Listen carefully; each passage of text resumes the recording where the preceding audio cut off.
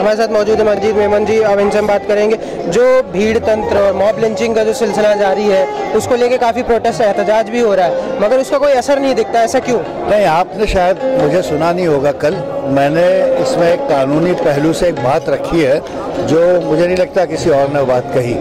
मैंने ये बताया है कि ये जो मुल्क के अलग अलग सूबों में इस तरह के जो कत्ल हुए हैं, मॉब लिंचिंग के जो शिकार हुए हैं, वो आम कत्लों से अलग है।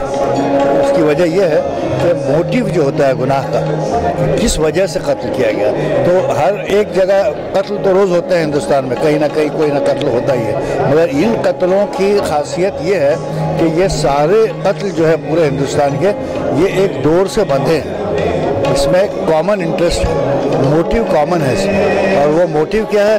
वो जो शरपसंद लोग हैं जिन्होंने ये हरकतें की है, उनका मकसद जो है वो हिंदुस्तान को बांटना और आपस में मजहबी गलत फहमियाँ पैदा करना, नफरत पैदा करना। उसके खिलाफ हम सबको मिलकर लड़ाई करना है। बिल्कुल, वो तो सही है, बट प्रधानमंत्री जी का जैसे बयान भी आता है मगर ज़मीनी हकीकत कुछ और है, क्यों है ऐसा? प्रधानमंत्री ने तो जिस दिन बयान दिया 29 जून को वहाँ अमेरिका से लौटने के बाद, तो उसके दूसरे दिन नागपुर में हो गया। तो हमने तो अपनी बात में कहा कि इस तरह से ज़बान से कह देने से कुछ नहीं होता।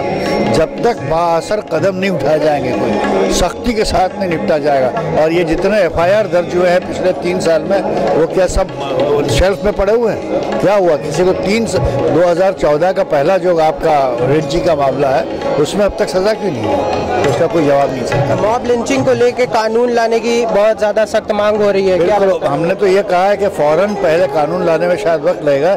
सबसे पहले आप ये SIT बनाइए लिंचिंग के लिए। आखिरी सवाल आपसे, जो मायावती जी जिस तरीके से इस्तीफा देती है अपनी कौम के लिए, क्यों मुसलमान लीडर ऐसा नहीं करते? नहीं, मायावती ने कौम के लिए नहीं दिया, मायावती को बोलने नहीं दिया गया, इसलिए हमको बोलने दिया गया। हमने अपनी बातें रखी। तो ये थे हमारे साथ मजीद मेमन जिन्होंने तमाम बातों पर राय रखी। अब देखना ये है कि सरकार का अगला कदम क्या रहता है और मॉब लिंचिंग को लेके एक कानून को लाने की जो मांग है वो पूरी होती है कि नहीं। दिल्ली से न्यूज़ मैक्स के लिए मोहम्मद साद।